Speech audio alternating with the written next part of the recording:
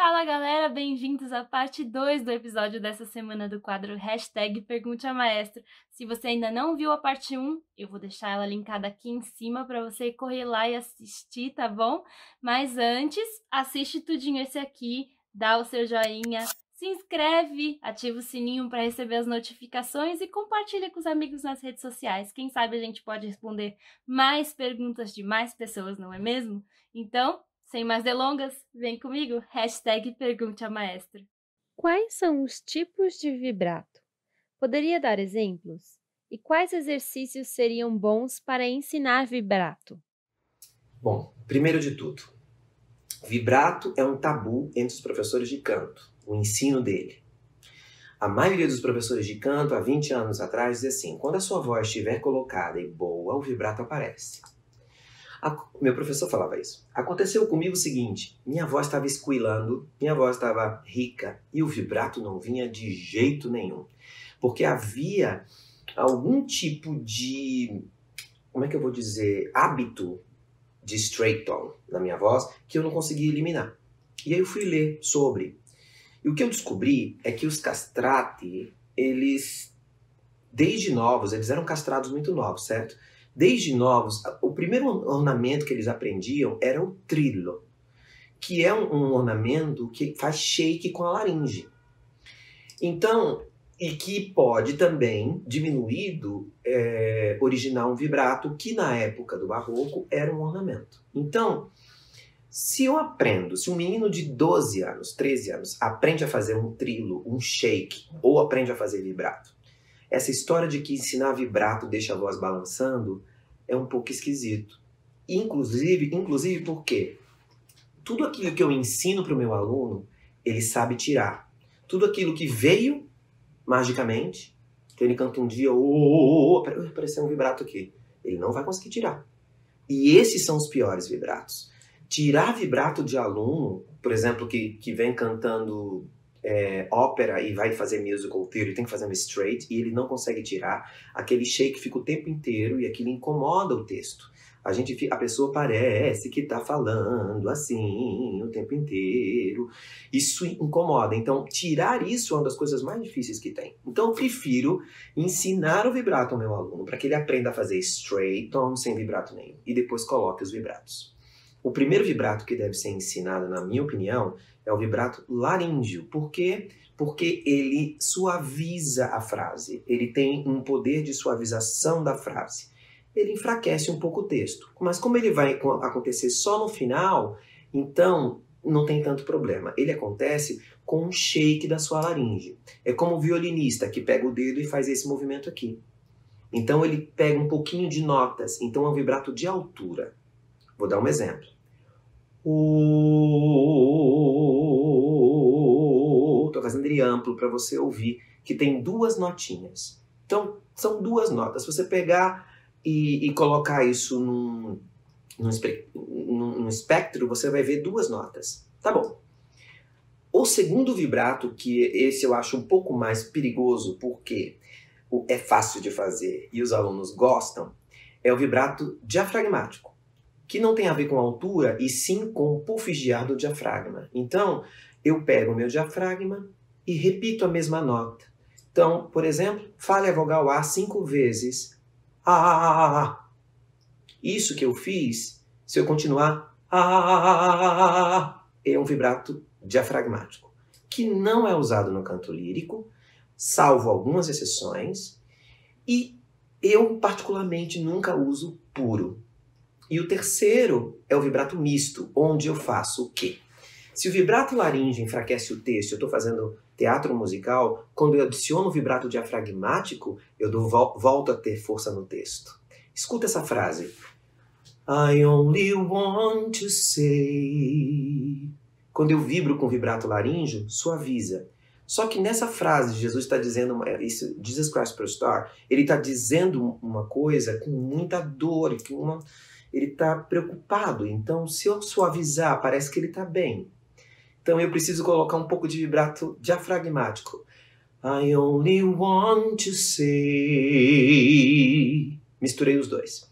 A voz ganha força e fechamento, tá? Bom, que eu tenho que fazer para ensinar o meu aluno? Você acabou de ver. 2 notas. Para o vibrato laríngeo. Puff de ar. Agora junta os dois. Pum. Tem tudo. Não é tão simples assim. Se o aluno tem um tremor na voz, você tem que tirar esse tremor antes. Porque se ele tem você não vai conseguir ter controle. Então vai virar uma salada. Vai um vibrato tremolístico com diafragmatístico. Vai virar um negócio.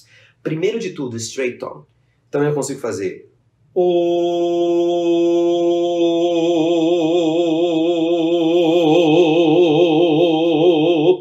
fiz straight, fiz laríngeo e adicionei o diafragmático. Isso, para mim, é um bom vibrato para teatro musical. Ele dá força para o texto e ele ainda assim suaviza. No canto lírico, não usem diafragmático, porque a voz pode ficar muito pesada, porque aumenta fechamento, aumenta a massa. Cuidado com o diafragmático para você não deixar ele separado demais, senão fica quase um staccato. Uma nuvem de lágrimas sobre meus olhos. Esse ele fica exagerado. Então, não que não possa se fazer. Existem cantores que fazem. Mas para nós que estamos falando um texto, I only want to say, vai ficar um staccato. Então, esse vibrato é um pouco perigoso. E ele é fácil de fazer. Se você puser o dedo no seu diafragma, você sabe onde é o seu diafragma? 3 dedos abaixo do seu osso externo, aperta lá e faz. Você vai descobrir que tem um músculo que te empurra para fora. Esse músculo é uma rede muscular. Ele vai fazer esse vibrato. Então você vai sentir, você vai botar a mão aqui e vai sentir. Ele é fácil de fazer. Oscilação da laringe é neuromuscular. Você tem que é muito mais difícil. Você vai ter que repetir, até que o nervo atinja esse músculo da maneira certa. Atinja não. Ih, falei errado. Peraí, volta tudo. Para que esse nervo ative esse músculo da maneira correta. E para terminar a explicação de vibrato, o professor de canto deve cuidar dos seus alunos para que eles tenham um rate bom de vibrato. Escutem esses. É um trêmulo. É um vibrato normal. É um vibrato laríngeo ainda, mas wobble. Aumentei a velocidade, mas continuei com a amplitude grande. Cuidado, precisa ter um bom gosto aí. E o professor de canto tem que dizer, tá muito, tá pouco. E existem alunos que soltam o vibrato, relaxam ele da linha para relaxar. Então a voz fica assim, a voz tá tensa.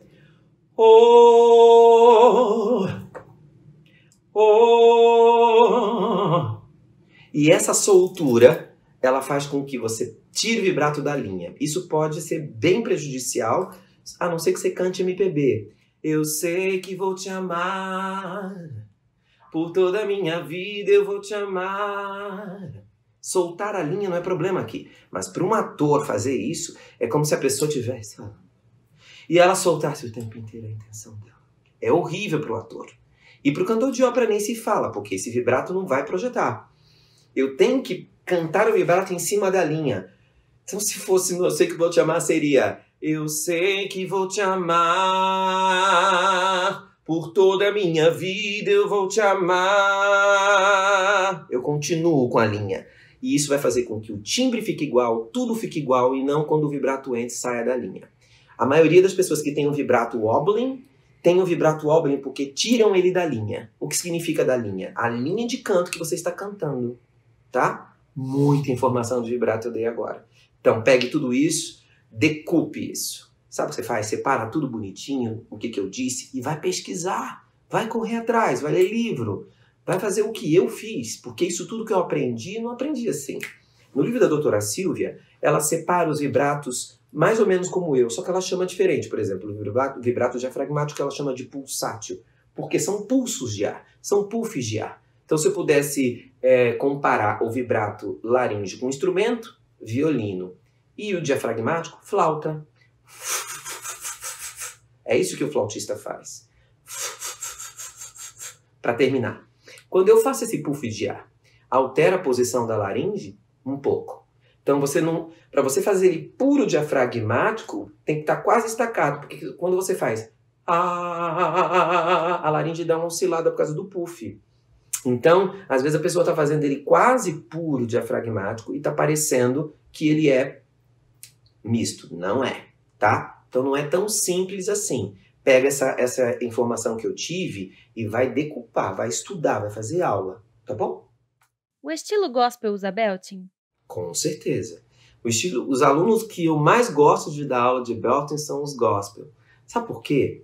Porque tem uma coisa que o cantor gospel tem, que o ator tem também, mas que é diferente. Quando um ator de teatro musical tem que dizer esse texto com essa voz intensa, ele precisa ter verdade, certo? Então, quando eu digo "And in my twisted face, there's not the slightest trace", quando eu digo isso, eu tenho que dizer com muita intensidade dramática, não intensidade física.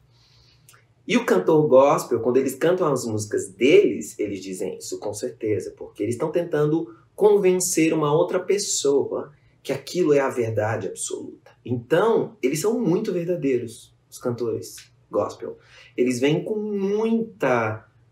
muito acting na parte boa da palavra. Eles vêm com tudo. Qual o problema?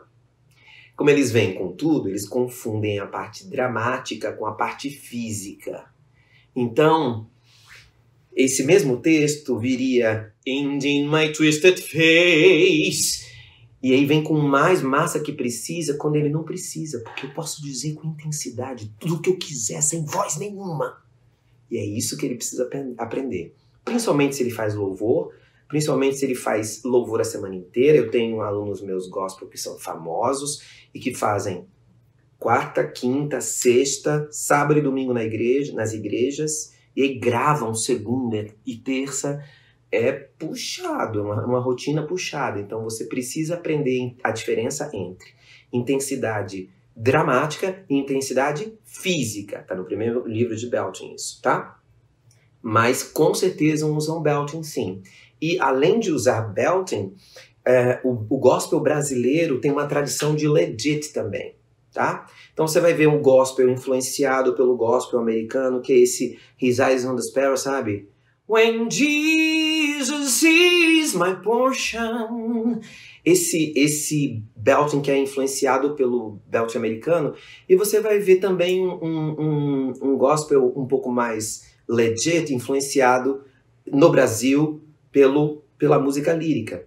O meu Deus é o Deus do impossível, que fica mais giradinho assim.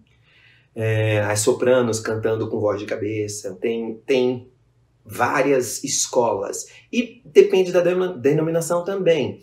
Se você, dependendo de se a igreja é renovada, se ela não é, às vezes eu consigo reconhecer a igreja do aluno quando ele chega na aula. Ele começa a cantar, eu falo, Batista, né? Porque tem um jeito de cantar. E eu acho isso genial, porque nos Estados Unidos você vai ver uma pessoa, você não olha para ela, você só escuta a gravação, você sabe que é uma igreja do Harlem. Você sabe que é, porque o som é muito característico. Então, com certeza, sim. E um grande conselho aos cantores gospel: procurem bons professores de belting. Por quê? Porque são os alunos que mais desgastam a voz, em termos de trabalho, de demanda, e principalmente por causa da coisa de convencer, de converter, põe muita força. Eu costumo brincar com eles que eu digo que Deus não é surdo. Não precisa gritar. Então, ele vai ouvir do mesmo jeito. E vai ser, quanto mais linda a sua voz, mais lindo o seu instrumento for, mais orgulhoso ele fica de você. É isso que eu penso. E é isso que eu digo para eles, e funciona. Então, por que não belting no gospel? Com certeza, sim. Maestro, é possível barítonos cantarem agudos confortavelmente, região da quarta oitava, com a técnica belting? Observação, não sou cantor lírico. Com certeza. Barytenors tendem a cantar muito agudo e às vezes eles têm muita facilidade de beltar nos agudos. Especialmente se você não é cantor lírico, você não tem um hábito de cantar com muita massa, você vai conseguir reduzir bastante e cantar nessa textura sim, vai sim. E outra coisa que você vai aprender também é que você vai poder usar como é que eu vou dizer isso? A sua parte tênue da voz. E ela vai ter força, ela vai ter potência de borda densa. O barítono consegue isso com mais facilidade que os tenores. Porque os tenores vão de borda densa. Mas os barítonos, se conseguirem fazer uma boa troca, conseguem um som de half belting muito mais forte. Por isso que às vezes cantores de heavy metal, de banda de heavy metal, não são tenores, são barítonos. Porque eles conseguem trocar e ter potência naquela voz lá em cima, tá? Mas com certeza você vai conseguir sim. Como você lida ou como lidar com o ego e a humildade no ramo artístico? Como lidar com o ego? Bom, eu tenho uma teoria sobre isso e, de novo, é minha. Então você está fazendo pergunta ao maestro. Então é o maestro respondendo. Não é verdade absoluta, não sou dono de verdade nenhuma. É a maneira como eu penso. Todo artista tem ego. Todo artista tem um ego dentro dele e às vezes ele é super inflado. Agora, o que me faz ter um ego saudável? Porque o ego não é uma coisa ruim. Se você sabe do seu potencial e você tem orgulho dele, o seu ego fica um pouco inflado, eu não acho isso ruim. O que eu acho ruim é você não ter isso e achar que tem, e você achar que porque você tem, você é melhor que os outros. É só isso. Então, eu descobri uma coisa muito cedo. Eu escrevi isso no meu livro, mas eu vou contar a história inteira aqui para vocês entenderem. Eu era um pianista na escola onde eu estudava, que era uma escola menor. Eu era a estrela da escola. Então, Marconi é o maior talento que a escola já teve. E aí, para uma criança, aquilo foi me colocando num lugar, não que eu tivesse um ego muito bom, porque eu tive uma mãe muito, meu filho, você não é melhor que ninguém, meu filho, o tempo inteiro, tá? Não ia nem a concerto a minha mãe era ali, tudo que eu fazia, eu falava, mãe, foi bom? Foi bonitinho, meu filho, sempre assim, me puxando para baixo, porque ela tinha muito medo que esse ego pulasse para fora e fosse uma coisa descontrolada. Quando eu saí dessa escola, entrei na faculdade, passei bem na faculdade. Quando eu entrei na universidade, eu falei, agora é onde eu vou me aperfeiçoar, né? Entrei numa turma, quer dizer, entrei na graduação para regência e composição, mas tinha que estudar piano. Aí fui ver os outros pianistas tocarem. Quando eu comecei a ver os outros pianistas tocando, eu fiquei com uma raiva dos meus professores antigos, uma raiva. Eles mentiram para mim. Eles disseram que eu era genial, que eu era incrível. E eu tô olhando aqui, todo mundo é melhor que eu. Como pode? Eles mentiram para mim. Não, eles não mentiram para mim. É que naquele universo, eu era o melhor. Mas quando eu entrei num outro universo, eu passei a ser average. E tinha gente muito melhor que eu. Gente que estudava 10 horas de piano por dia. Gente que tinha um repertório melhor que o meu. E aí eu falei, tem que correr atrás. Aquilo foi bom pra mim? Foi, claro que foi. Porque eu aprendi muito não sendo o top, e sim estando average. Mas também eu não era o pior. Aí entendi, caiu uma ficha na minha cabeça. Eu não sou o pior de todos, e eu também não sou o melhor de todos. Tá bom. Aquilo me aliviou. Sabe assim? Ai, que bom. Eu não preciso ser o melhor de todos. E eu não quero ser o pior de todos, então... Eu falei, certo? Falei, né? Eu não preciso ser o melhor de todos e eu não vou ser o pior de todos. Eu tenho talento. Mas eu preciso ser o melhor de mim mesmo. É isso que eu quero ser. Então meu repertório não é tão bom quanto aquele cara, mas o que eu toco bem. Além do que, como pianista, o piano para mim é um instrumento complementar. É um instrumento que me ajuda. O meu instrumento mesmo, a minha matéria na universidade era composição e regência. Era nisso que eu queria estudar e me dedicar. Análise, composição, reger orquestra, coro, tudo que eu pudesse, banda sinfônica. Então eu queria isso. E o piano é um excelente instrumento para me ajudar. Ter foco. Quando eu cheguei nos Estados Unidos, que eu comecei a reger como a minha assistantship, aquilo que eu já falei para vocês, que é a maneira que a universidade te paga, como maestro, eu não fui top de linha. Eu não fui o melhor que eu podia ir. Por quê? Porque eu estava lá para estudar canto. Meu mestrado era em vocal performance. Eu queria preparar 40 áreas, eu queria preparar 10 papéis completos, eu queria preparar tantos concertos em 2 anos. Eu vou fazer isso. Então, o resto ficou um pouquinho mais abaixo. Não dá para você fazer tudo ao mesmo tempo, mas dá para você setorizar. Eu acho que esse exercício faz com que o seu ego fique muito mais controlado, porque você vai saber sempre que vai ter alguém melhor que você e alguém que é pior que você. Quando você acha que você é o melhor de todos, você está com o ego desregulado, normalmente algo está te dizendo que você é ruim em alguma coisa. E é uma defesa. Agora, como eu lido com esse ego? Bom, aí você está perguntando para o maestro, é fácil. O maestro, durante o tempo que eu estiver dirigindo a peça, ou o coral, ou a orquestra, eu mando. Se você não obedece, o problema é seu. Então, e a humildade, para mim, ela está... eu considero uma coisa muito importante, a humildade, porque as pessoas, às vezes, acham que se humilhar é estar humilde, e não é. Se humilhar, dizer que é ruim, ou ter uma coisa, sei lá, de humilhação mesmo, né? Deixar ser humilhado. Não, eu vou aceitar isso porque isso é humildade. Humildade não é isso. Humildade é você saber o seu valor e não passar por cima da cabeça de ninguém. Isso é humildade. É saber o quanto você vale, sem precisar dizer isso para as pessoas e sem precisar menosprezar o talento das outras pessoas. Porque até hoje eu não encontrei ninguém destalentado ao ponto de dizer, sai de perto de mim que você é destalentado. Não tem isso.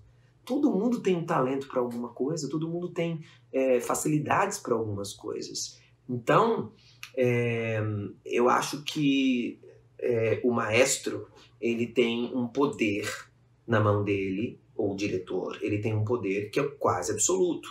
E esse poder é uma questão de hierarquia. As pessoas acham que isso é ego. Não é. Isso é velocidade. Eu não tenho tempo para perder desperdiçando. Eu quero ensaiar, eu quero andar. Se eu ficar discutindo, eu vou perder tempo. Mas isso não quer dizer que eu tenho que destratar as pessoas, que eu tenho que tratar as pessoas mal, que eu tenho que ofender alguém. Isso não tem nada a ver. Velocidade não tem nada a ver com isso. Só você vai descobrir que as pessoas que são humildes, elas vão querer ajudar os outros a crescer. Então, pense assim.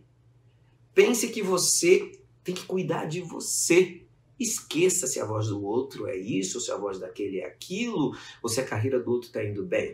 Esse conselho que eu estou dando para você é um conselho que sintetiza uma frase. O céu tem muitas estrelas e cada uma tem seu brilho e sua cor. Não se preocupe com a estrela do lado. Se preocupe com a sua. Tá bom? Espero ter ajudado. Obrigado por mais esse episódio. Eu amei as perguntas. Adorei. E queria realmente que você entendesse que o fato de você estar perguntando ao maestro não significa que você vai ter a resposta que você quer. Significa que você vai ter a resposta que eu posso dar. E nem sempre eu posso dar a resposta correta porque eu não sou dono da verdade. Eu não sei tudo, eu não sei. Tem coisas que eu nem vou saber, eu vou ter que dizer, guarda essa para a próxima para eu perguntar, para eu pesquisar um pouquinho.